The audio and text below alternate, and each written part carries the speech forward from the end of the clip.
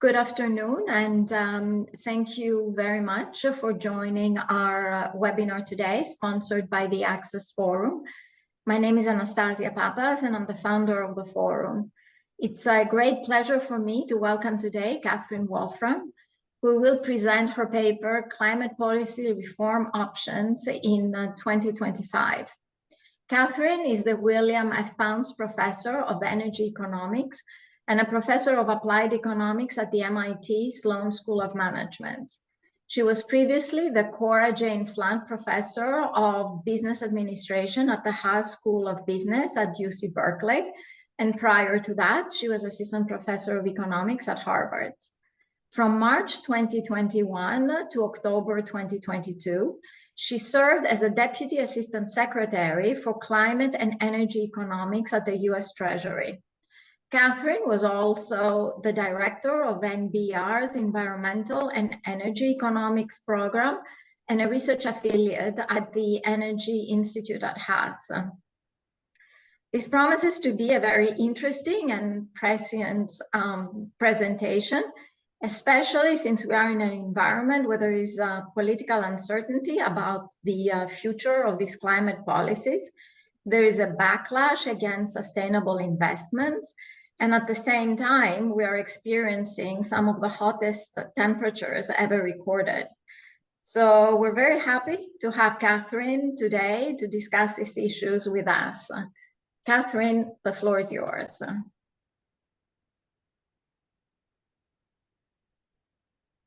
Wonderful. Thank you so much, Anastasia. I hope you all can see the PowerPoint slides here.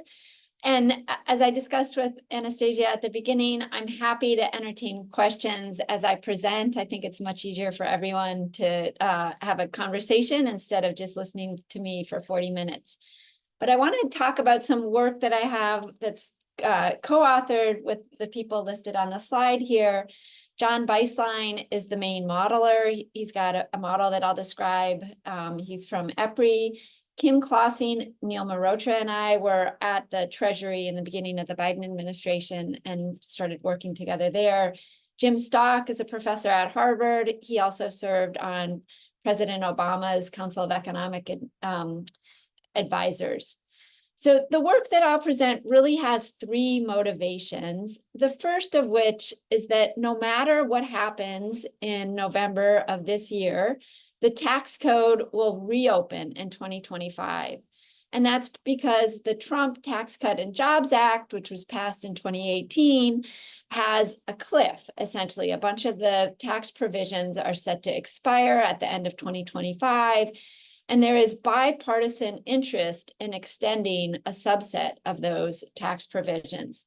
So the estimates are that extending all of them would cost near $5 trillion over the next budget window, whereas extending the ones that there's bipartisan support for would cost in the neighborhood of $3 trillion. So I guess our point is that, whatever happens in November, the Congress and the president will need to be thinking about the tax code. The second motivation is that this debate about the tax code will happen in the context of growing budget deficits. The US is really into uncharted territory in terms of the share of our GDP occupied by our debt. This is a chart displaying that share over time and projections into the future. So recently, the US passed the mark where debt is now more than 100% of GDP. And as this graph projects, it's forecast to keep growing. What that means is that we are currently spending more on interest than we spend on defense. We are projected next year to spend more on interest payments than we spend on Medicare. Interest payments are approaching about $1 trillion a year.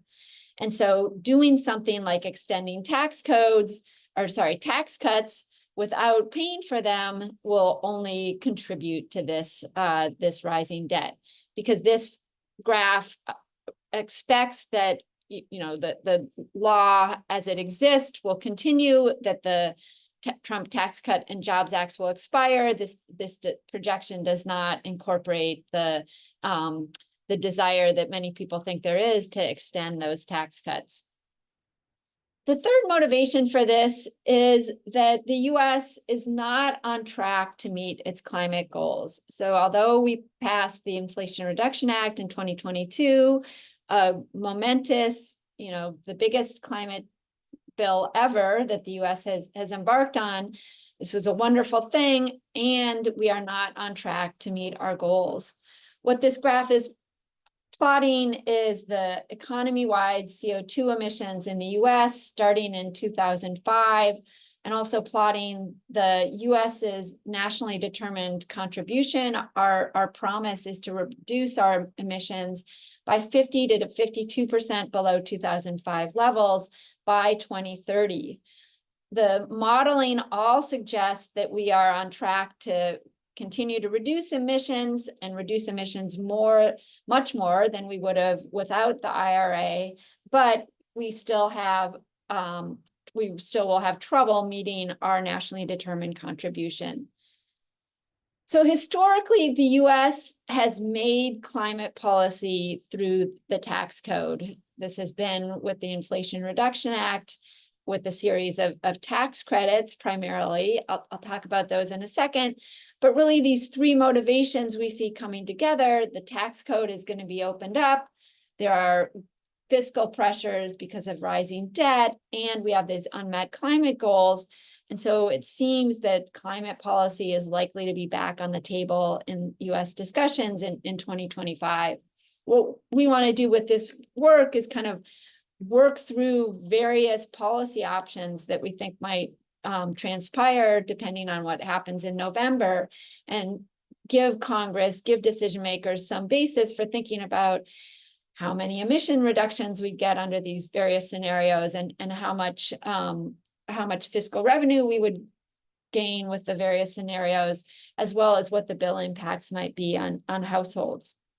Before I do that, I want to talk a little bit about what the baseline is, what will happen if there are no changes to climate policy. So I'll say a bit about the Inflation Reduction Act. I think there are, this graph helps make 2 points about the Inflation Reduction Act, both in terms of its overall scope, as well as what its components are. So let's first talk about its overall scope. So focus on the height of the bars instead of the components of the bars. And first look at the bar on the far left. This is the estimate that the official US government estimate that the Congressional Budget Office and the Joint Committee on Taxation came up with in September of 2022 of what the 10-year cost of the tax credits and expenditure plans under the Inflation Reduction Act would be. So you might have heard there's been a lot of discussion in the media about the Inflation Reduction Act as a $369 or $370 billion billion-dollar bill. That number was not, in fact, the official US government estimate. The official US government estimate was $392 billion.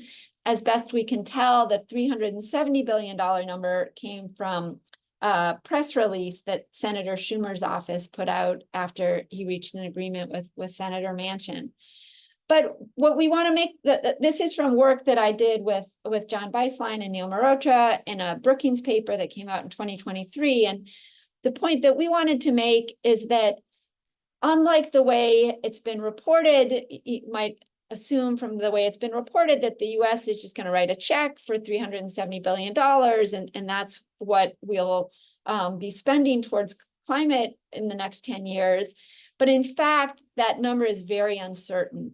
The Inflation Reduction Act is comprised primarily of tax credits, and so the cost of the bill very much depends on how businesses decide to take up those tax credits, businesses and households, whether they pursue the activities that are favored by the tax credits. So we came up with kind of a low, medium, and high estimate of what the Inflation Reduction Act might cost. There's some chance if interest rates remain very high, if permitting is difficult, if a variety of other factors transpire, it's possible that it will cost less than the CBO JCT initially projected. our kind of central or middle projection is that it will cost significantly more than the CBO-JCT projected, close to $900 trillion. And I should note that this central estimate is consistent with other estimates that have been produced, for instance, by Goldman Sachs. Also, the CBO-JCT recently has updated their projections and nearly doubled from their original projections. So they're more in line with our central case. Also, you know, if there is lots of demand for the tax credits, the bill of the tax cuts, the bill of the Inflation Reduction Act could exceed $1 trillion as represented in the higher case.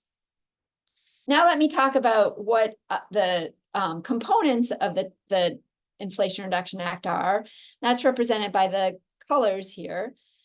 So about 120 billion of the IRA is direct spendings, not tax credits. That's reflected by this orange bar. You can see that it doesn't change in the various scenarios. Those are direct outlays that should happen no matter what. But the rest of it is the tax credit side. So a big differential between what the CBO-JCT was estimating and what we and others are projecting is related to the transport sector. So there's big disagreement on what the uptake of electric vehicles will be in the future. Our estimate is that the electric vehicle tax credits, and this is a $7,500 per car credit for qualifying cars and qualifying households. We project that will cost about $400 billion in our central case. And then these other colors down at the bottom are kind of commercial non-household related tax cuts or tax credits. So for instance, the pink is tax credits for investments in carbon capture and sequestration, and the blue are the production tax credit and the investment tax credit. Those are for investments in clean electricity generation. Okay, so if nothing happens to the climate policy in 2025, this is kind of where we will be, the Inflation Reduction Act. And just to summarize the main points, the cost will not in all likelihood be $369 billion exactly. The cost depends on what households and businesses decide to do. We suspect that the CBO-JCT estimate has been quite low, especially for EVs. And just to emphasize that there is a lot in the Inflation Reduction Act, tax credits for households, tax credits for businesses, tax credits for electricity generation, and direct expenditures on clean energy. Okay, so what I'm going to do now is lay out the 7 scenarios that we go through in the paper, and I'll tell you a little bit about kind of the political setting that we think might give rise to these scenarios. So the first is the reference scenario. This is just the scenario that would transpire if we're wrong, if climate policy does not become part of the discussion once we've opened the tax code. So this reflects that we keep the IRA incentives as they are. There are also some EPA proposed regulations that affect power plants and tailpipe emissions from vehicles. So we assume that those stay as they are. I should note, we can get into the details if you'd like, but we are reflecting the proposed regulations as of the beginning of 2024. EPA has since kind of modified the way that they treat, in particular, existing power plants. So those updates are not reflected, but I suspect are would not lead to perceptible differences in our projections.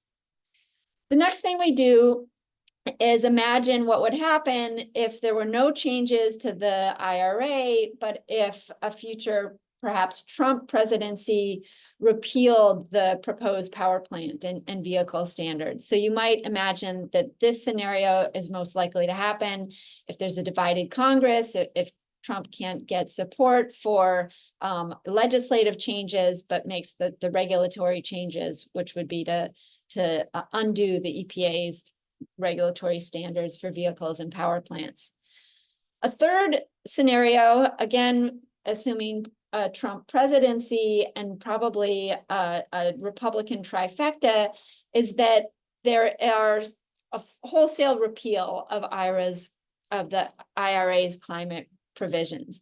Now, I want to emphasize that we're not, predicting that this is what would happen, even with a Republican trifecta. So you might have noticed that recently, at the end of August, 18 House Republicans sent a letter to Leader Johnson encouraging him not to repeal many of the IRA's provisions because it was leading to investment in their districts. So it's possible that we have a Republican trifecta and we're still in scenario 2.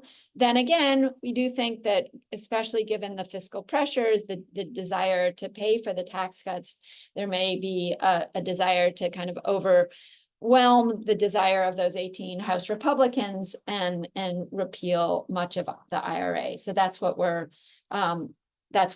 modeling in the third scenario. The fourth scenario is what you might expect if there is not a Republican trifecta, but a Democratic trifecta. If there's a Harris presidency and the Democrats keep the Senate and take back the House. So here we're modeling an increase in the IRA power sector tax credits by 50% across the board. So more generous tax credits. Some other scenarios that we think might transpire with a Democratic trifecta are that IRA stays in place and that the Congress decides to add some kind of carbon fee. And we model a carbon fee that we think is quite reasonable, quite modest. It starts at $15 a ton of CO2 in 2027, increases over the budget window to $65 a ton. So, hopefully any listeners from the EU will appreciate that this is modest, especially given that EU prices are already above where we're projecting or where we're modeling our carbon prices to go by 2035. Another scenario that we model, although I'm not going to spend as much time talking about it, is that there's some kind of clean electricity standard. This, of course, would likely generate no revenue, but might be something that the Democrats consider. And finally, you can imagine this if there is a Harris presidency, but again, divided Congress, that there's some kind of grand bargain that's reached where the Republicans are allowed to repeal parts of IRA. The parts of IRA that we repeal are the electric vehicle tax credits, and we retain the electric sector tax credits. But the Democrats get in return a carbon fee. And so here we're modeling the same carbon fee that we did above, starting at $15 a ton. I should also emphasize, I didn't say this at the outside, but in our carbon fee, we exempt retail gasoline purchases, just given the political sensitivity of gasoline in the US. Okay, so before I tell you about what the sector, what our scenarios project, here is a picture that depicts our carbon fee, the one that we implement in the 5 fee and the 7 fee and IRA repeal scenarios, relative to, with the gray lines, what's been proposed in legislation that's been introduced in Congress. So, just to emphasize that this is quite modest relative to what's been out there. Also, as I said, we're assuming a carve out for retail gasoline. In the appendix, we picked what we're calling a high fee. This is, again, relatively modest compared to the EU, and really chosen to be kind of the midpoint of what the legislation that's been introduced has used. One more note on how we're modeling the carbon fee. We assume that it's assessed upstream on fossil fuels, on coal as part of as an expanded excise tax, on oil, again, as an expanded excise tax, and on natural gas. And then there are rebates for exports of the fossil fuels, rebates for exports of energy intensive trade exposed goods. So it's essentially, for consumption that happens within the US and the emissions associated with that. Also, we do a border adjustment so that imports into the US that are from energy intensive trade exposed industries are assessed the same carbon fee that we're applying domestically. Okay, one slide on methodology. I can tell you a bit about it, but our co-author, John Beislein, is really the best person to ask detailed questions of. So we're using the EPRI US regen model. I think it's a model that economists would feel quite comfortable with. It assumes, kind of cost minimization, utility maximization. It's dynamic. It assumes that investors, decision makers are looking into the future and understand when the best time to make an investment is. It's also got a detailed representation of the power sector broken into a variety of regions across the US. It models state level policies. It models kind of some permitting and transmission constraints.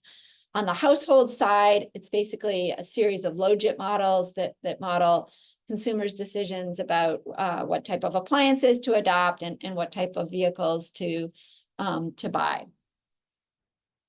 Okay, so what are we seeing for the projected impacts? I want to talk about the impacts on emissions, and then the impacts on fiscal revenues, and finally the impacts on household bills. Okay, so you've basically seen this graph already. This is sorry. Sorry, if I can interrupt you, there's a question on whether when you're talking about US emissions, you're including just scope 1 or you're including also scope 2 and scope 3. So let me answer that by describing what we do. I guess that maybe the question, so as I said, we assess the carbon tax upstream on fossil fuels. And so whether they're used in electricity, whether they're used in industrial processes, we are taxing them. So in that way, we're getting scope 2 emissions. We are also assessing it on process emissions that are not related to burning fossil fuels. So for instance, in the cement and iron and steel sectors, we are taxing those. When we do the border adjustment, we are following the methodology that is set out in Senator Whitehouse's Clean Competition Act. And he assesses based on the kind of average GDP emissions per unit of GDP. So, I think it's not specifically targeted to scope 1 or scope 2, but rather assessing imports based on the overall emission intensity of the exporting country. I hope that answers the question, but happy to get into it further in the Q&A or if someone wants to speak up. Okay, so here is what we're projecting if there are no changes to climate policy. This is the one ref scenario. I'm not going to show you the one where we just get rid of the regulations. You can refer to the paper for that. Here is the scenario where we repeal the Inflation Reduction Act. So you can see emissions continue to go down, but nowhere near as quickly as they would with the IRA. There's about a 6 or 7 percentage point difference in 2030 to 2035 in the emissions that we would get with a repeal of the IRA versus what we would get if it stays on the books. Now, you may be wondering about this kind of dip where we're getting more emission reductions in the short term under the repeal than under the reference scenario. What's going on there is that the model is projecting that with the Inflation Reduction Act, there are some nuclear plant retirements that don't happen if the IRA is repealed. Okay, here's the scenario that includes the 50% increase in the power sector tax credits for under the IRA.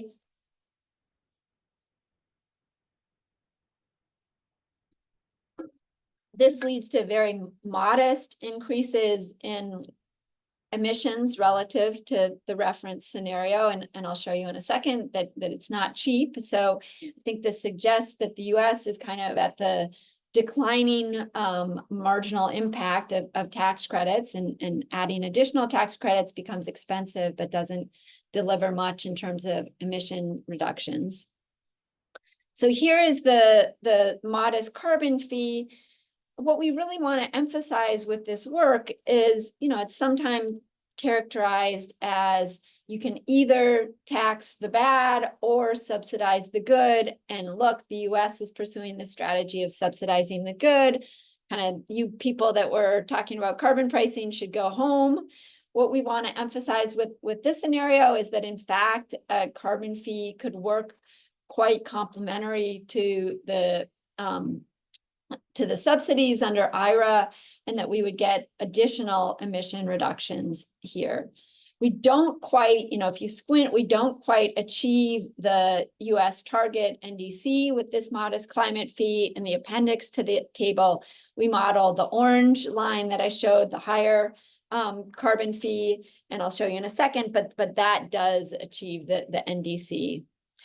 Here is the repealing all but the power sector components of the IRA and adding the fee. And again, we get considerable reductions in emissions, even with the repeal of a good chunk of the IRA.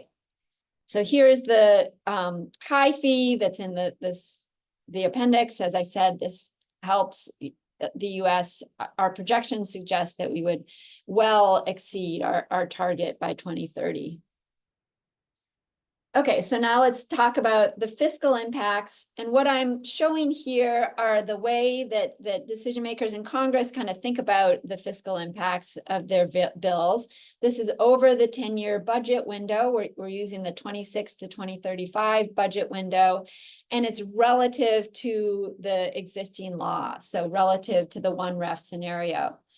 We see that repealing IRA will bring in $1.5 trillion. And you might think back to the bar chart that I showed you and said, well, wait, I thought you were saying that IRA was going to cost more like $9 billion. Why is this a higher number?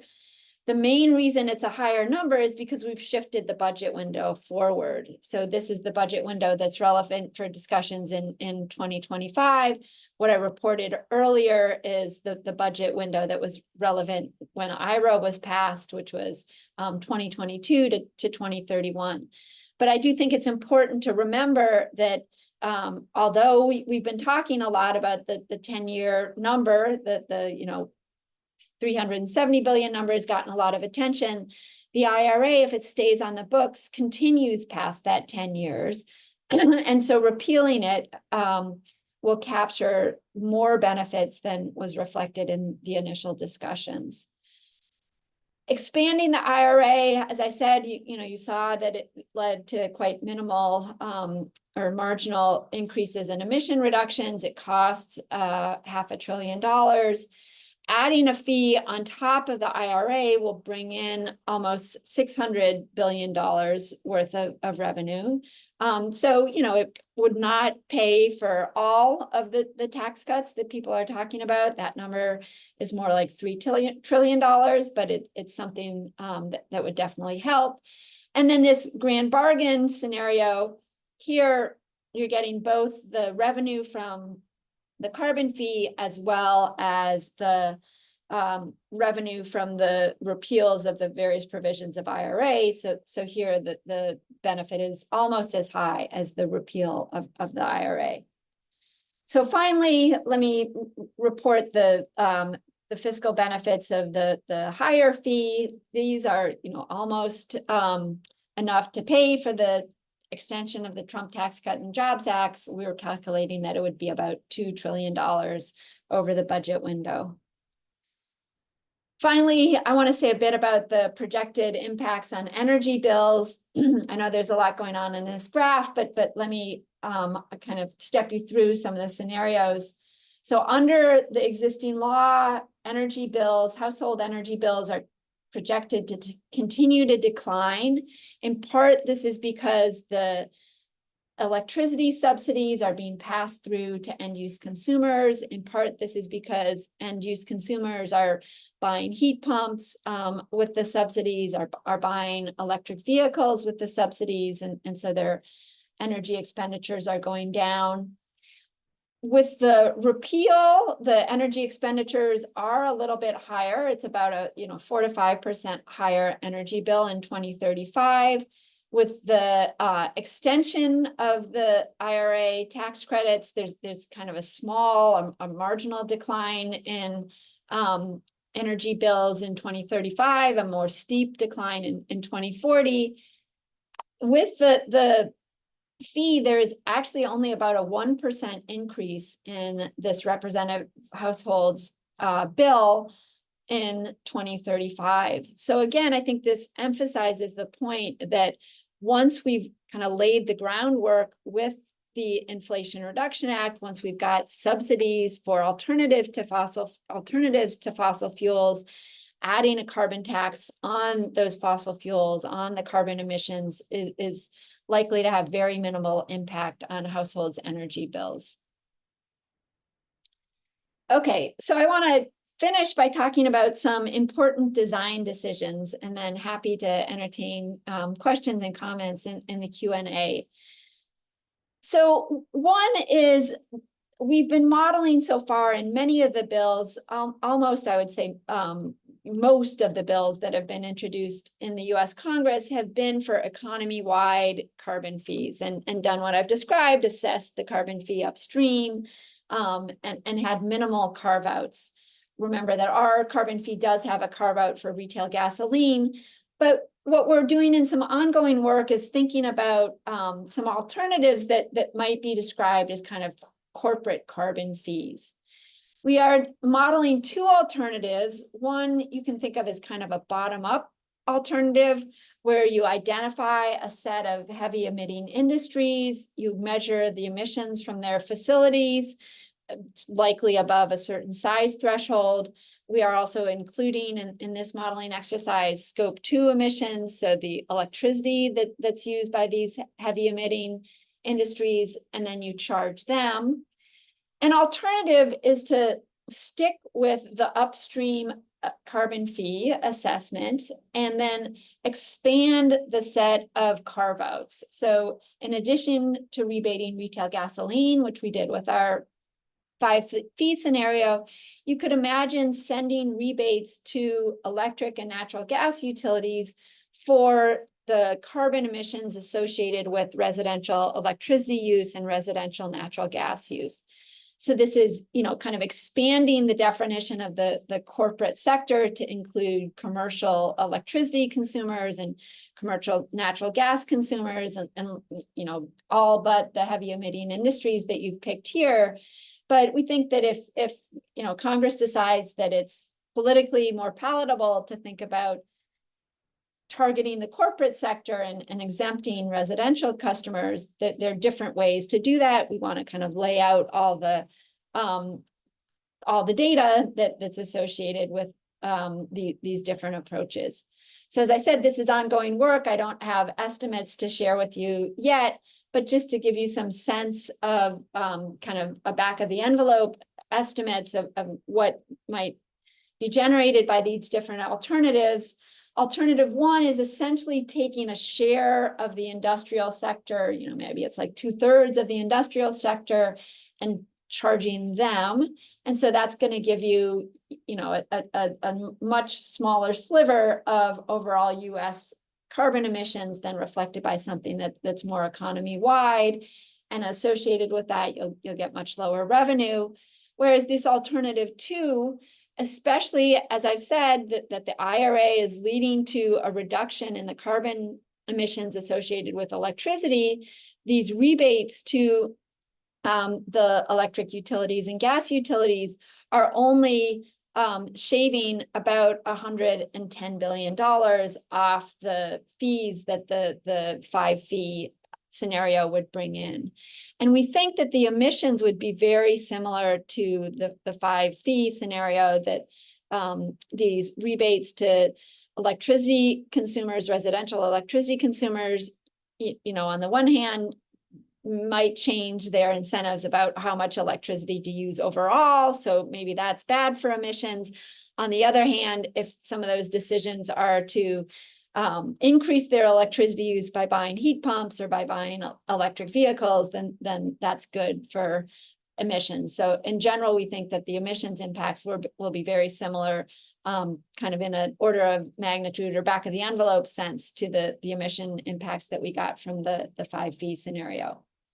So we think, this is an interesting alternative to the economy-wide carbon fee to consider, and hope to have a working paper on this out in the next couple of months. The second design decision that we've started thinking about is the decision to rebate fossil fuel exports. So, as I said, a lot of the bills that are introduced are doing this. They rebate the carbon fee that's paid by oil that's exported, by natural gas that's exported, by the coal that's exported. And what we've kind of focused on and we've dived into the numbers on is that, especially with IRA, US consumption of fossil fuels is going down, but our exports are going up. And so you might think that in a world with border adjustment mechanisms, why would the US let our natural gas go to the EU, where the EU is going to collect the carbon, the ETS fees on gas that's burned in power plants or an industrial sector there. Why doesn't the US assess the carbon fee and collect the revenues ourselves? And we think that this might have some political benefit if this could be sold as revenue that's collected from non-US consumption of the fossil fuels. That said, we know that the incidence of this type of design decision will be more complicated than that, but politically you could imagine just kind of that as a talking point. So the really striking thing that we calculate is that not doing a rebate for fossil fuel exports could bring in more revenue than the domestic carbon fee itself. So $750 billion over the budget window compared to $590 billion. So this could more than double the fiscal revenues associated with the carbon fee. I don't think this is something that has been historically contemplated, but definitely wanted to kind of draw attention to the magnitudes associated with this type of design decision. The second thing that we've done is calculate what the revenues would be on the border adjustment side of things. So now thinking about imports instead of exports. There is definitely in the US bipartisan interest in border adjusting energy intensive trade exposed industries. And so we have followed one of the bills, again, the Senator Whitehouse bill. It targets 21 industries. And we are, as I said, following his methodology, assessing the imports based on the kind of average carbon intensity of the exporting country. And we find that this brings in about $22 billion. So, I think this is important just to give this a sense of scale. This is not a large revenue raiser necessarily, especially considered, I've just reproduced the numbers from the previous table, the decision about whether or not to export rebates of fossil fuels. Okay, so in my final minutes, I just want to get a little bit normative or tell you some thinking that I and co-authors are doing, not the co-authors on this paper necessarily, I don't want to implicate them. Will the US really find its way to a carbon price? Kim Klassing and I wrote an op-ed that was published in The Hill that was kind of advocating that we in the US kind of think about carbon pricing again. So let me go through the 5 points that we made in that op-ed. First of all, a lot of discussion about carbon pricing in DC quickly comes to the idea of being BTU'd. So during the Clinton administration in 1993, President Clinton proposed a BTU tax. It was voted on in the House, voted through in the House, and then did not get support in the Senate. a lot of the House members that voted in favor of it, and you know, and then the bill did not come to pass because it was shot down in the Senate, felt like they'd kind of been hung out to dry, that President Clinton didn't throw his weight behind the bill and kind of back them up and push it through the Senate. And so, you know, people say, oh, the US will never get a carbon price. Look at what happened in 1993. Look at what happened in 2009 in the beginning of the Obama administration. And I guess our point is really that that was 15 years ago now, and climate change, if anything, is just becoming more and more salient in most people's lives. So, you know, I think it's the public is definitely more in support of carbon pricing than they were 15 years ago, or especially than they were in the beginning of the Clinton administration. So I think it's important for people, decision makers in DC, to move away from the kind of BTU framing. Secondly, as I've emphasized with this presentation, the carbon price definitely complements the IRA. In many ways, the IRA lays nice groundwork for a carbon price, makes it so that households are less exposed to a carbon price, and so more of the incidence is borne by the fossil fuel producers. I think another kind of talking point is that in the IRA, as I said, we're paying for carbon removal, both in the form of carbon capture and sequestration, as well as in the form of direct air capture. So, you know, now that we are paying to remove carbon from the atmosphere, it's kind of a fool's errand to let it go into the atmosphere unpriced. Just the more that becomes salient to people, I think the more consistent or the more amenable they will be to the idea of carbon pricing. Fourth, with the EU CBAM, this is something that Kim Klossing and I have documented in other work. There's really a global conversation that is starting about carbon pricing. And if you look at the World Bank's latest data, basically all but 3 countries in the G20 have themselves carbon prices or are actively considering carbon prices. China has a carbon price. India is actively considering a carbon price. The 3 countries that don't have carbon pricing are the US, Saudi Arabia, and Russia. So, you know, kind of not great company for the US to be with the petro-states. And finally, as I've emphasized, we do think that the need for fiscal revenue will help drive the decision on carbon pricing. So advocate that we've spoken with says carbon pricing is definitely not the kind of thing that you will see politicians campaigning on. Nobody's going to make it a centerpiece of their platform, but it is potentially a very real 2 a.m. solution, that when the staffers helping kind of square the P's and Q's need revenue, are looking for revenue, the carbon price is something that they might turn to. With that in mind, the objective of this work is really to lay the intellectual groundwork and provide decision makers with some numbers on what that revenue might look like and what the impacts on households and emissions might be. All right, thank you very much. Thank you very much. I can stop sharing. It's easier. Let me remind the audience that you can post your questions on Q&A. But I'm not hearing you.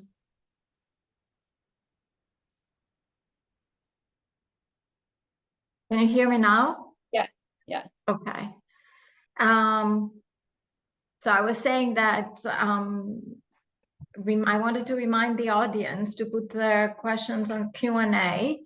But before going to Q&A, I have one question for you.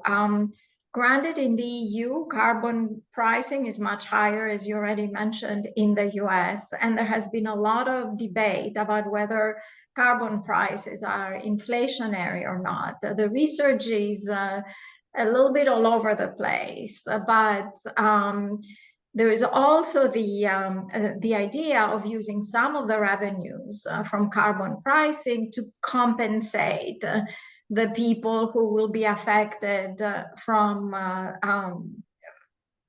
the inflationary impact of a carbon tax. Now, you are suggesting carve-outs for retail gasoline prices and household electricity expenses, but this goes beyond, if carbon taxes are inflationary or not. I was wondering whether you could comment on that. Yeah, yeah, that's definitely an issue that comes up, and carbon pricing is seen as hitting people on the lower end of the income distribution harder because they spend a higher share of their household income on energy. So I guess I would say two things. One is, as I emphasized, with the Inflation Reduction Act, there are now alternatives for fossil fuel consumption. So we think that will hit households less hard. And second, even though we aren't like directly taking the revenue from the carbon price and passing it back in the form of some kind of rebate check, if it's used to pay for tax cut extensions, to the extent those tax cuts benefit low-income households, then we're helping undo the regressivity of the carbon tax. So, for instance, if the tax cut extensions include an extension of the child tax credit, that's been shown to have been very progressive, been very powerful and effective at like lowering childhood hunger rates. So if you use the revenue from the carbon tax to pay for the extension of the child tax credit, in many ways, that's addressing the regressivity issues kind of even better than an across the board rebate check might. Thank you. So there is one question on the prospects for carbon pricing in the US. The argument that the US has been making in the various G20 fora is that carbon pricing cannot happen because individual states could block it. If only one state does not adopt the pricing mechanism, however it would look like, there would be a tax arbitrage opportunity. How do we view this argument? Yeah, I'm not sure what that argument is referring to, but if we pass federal legislation that increases the excise tax on fossil fuels, I don't think states can undo that.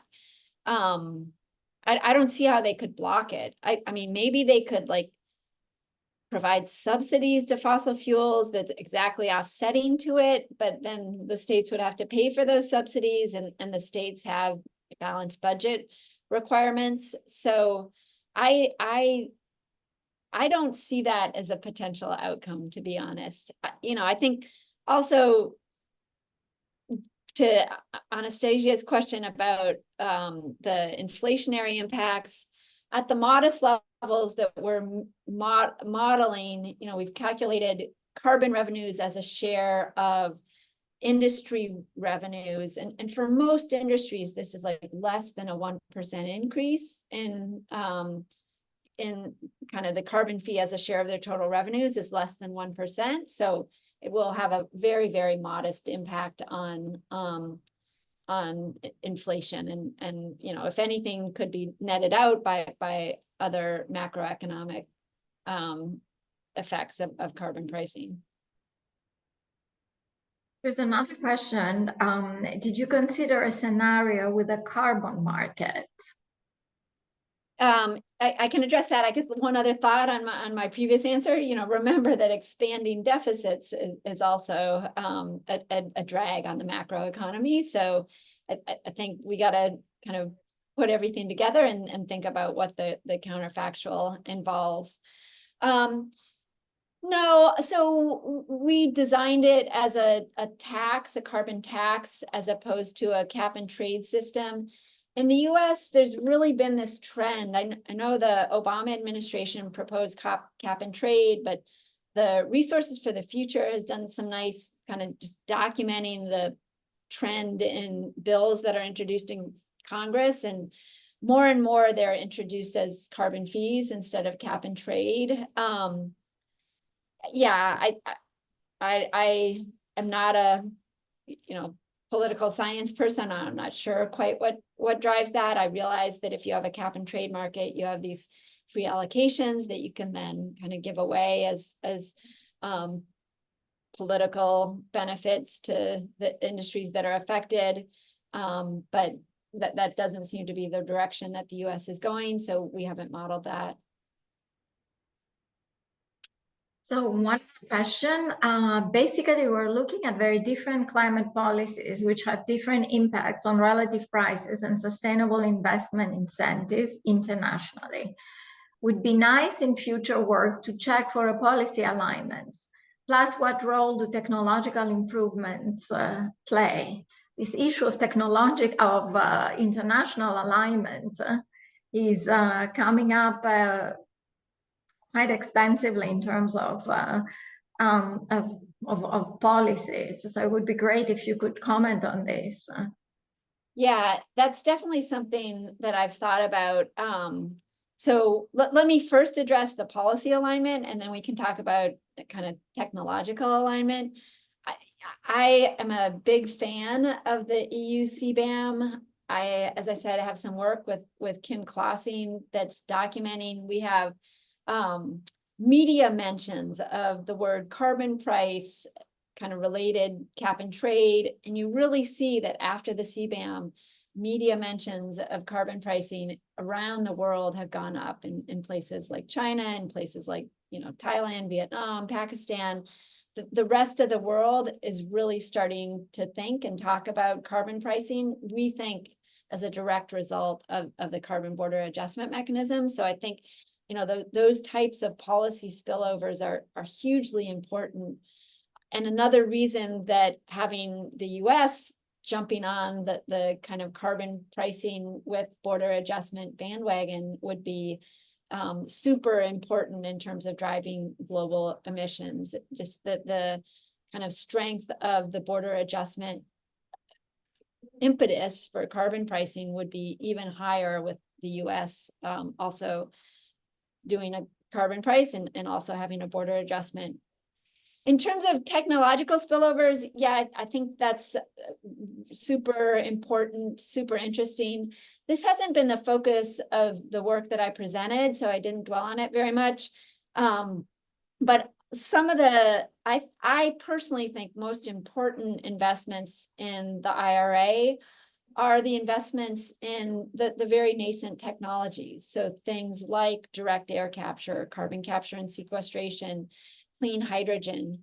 And to the extent the US can help drive those nascent technologies down the learning curve, help reduce costs, have some kind of first of a kind demonstration projects of full-scale carbon capture and sequestration, that has huge technological spillovers to the rest of the world and can help, reduce the cost of reducing emissions in the rest of the world. So I think that's important, and glad to see that you have an upcoming event on that.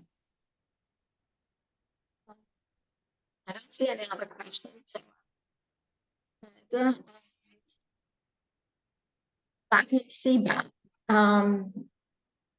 as you said, I thought if you could talk a little bit more about the impact of the European CBAM. There was a lot of discussion about CBAM destroying the competitiveness of exporting industry. So the talk was to give rebates, but that was in violation of WTO rules. There was also other research that was saying that CBAM was really not affecting the competitiveness of exporting industries in Europe. I was wondering if you could comment a little bit on this. Yeah, I mean, I guess at a high level, the ideal CBAM is a CBAM that's never assessed, right? If it has these policy spillovers and it really encourages other countries to do carbon pricing and other countries to invest in kind of clean energy and invest in decarbonization, then it's like it's an impetus, but it's never assessed as essentially a tariff. So I realize that that's a bit of a like long run, maybe pie in the sky outcome, but I do think that we are seeing progress towards that type of outcome, and you know, shouldn't discount it. And let me just say one more word about how those policy spillovers works. Take Turkey as an example. Turkey exports about half of its total manufacturing production to the EU. And so for CBAM affected industries, Turkey is doing the calculation. It sees that half of its producers are already paying a carbon price. They're just sending the check to Brussels. So if Turkey adopts a carbon price, it doesn't affect their producers. Their producers were already paying the carbon price. It just affects their fiscal revenues. And so you get that kind of, you know, decision playing out around the world. Turkey, in fact, is pursuing a cap and trade market because of the CBAM. We, in an upcoming policy brief, document that type of response in a number of countries. And so, you know, to the extent there are carbon prices in lots of other countries, then the exports are no longer hurt by facing a carbon price in the EU. One final question that I will squeeze in the last 2 minutes we have left. Sustainable finance, there is investments. There has been a backlash against those. And Patrick Bolton had a presentation last week at the Bruegel event, and he basically said we need, you know, investors have been sort of disappointed because there's greenwashing, the ESG has turned out to be noise, et cetera, et cetera. And so he basically says this is a time where we need regulations that, you know, will ensure that money goes in the right place and so forth and so on. So he highlighted again and again the need of regulation and policies that would sort of return the enthusiasm in the investment community with sustainable investing. So how can this happen in the US? And we discussed this a little bit before the webinar with the overturn of the Chevron doctrine. How can, you know, anything like this can happen with the fear of anytime an agency like EPA is trying to do something significant towards climate, they will be sued left and right. Yeah, I didn't see Patrick Bolton's presentation, but I couldn't agree more with your summary. I think a key question is whether kind of investments of our time and energy in ESG are complementary to policy action or whether they're substitutes to policy action. And I personally am concerned that they are substitutes, that it, you know, distracts people in thinking about people that are interested in addressing climate change. They're putting their kind of, you know, mental and other energy into thinking about ESG and not into encouraging policymakers to take steps. Okay, on your question about the US in particular, I think that the important thing about this Chevron decision is that it applies to regulations and not legislation. It's basically trying to encourage Congress to take steps. And so I think that that's even more reason why people concerned about climate change by climate activists should be pushing Congress to think about carbon pricing. That's, you know, we think obvious next step in the US and something that would, like, A, require congressional action, and B, not, because it would involve congressional action, not be subject to being overturned by the courts. Catherine, thank you very much. This was a fantastic presentation. Thank you all for attending today. Our next webinar is actually next Monday. It's a Young Scholars webinar, and the presenter is Thomas Bouhani, and his paper, which is related to what you heard today, is called The Optimal Design of Climate Agreements. You can find the link to register on the chat. Thank you very much again. Thank you very much, Catherine. Thank you. Take care. Bye-bye.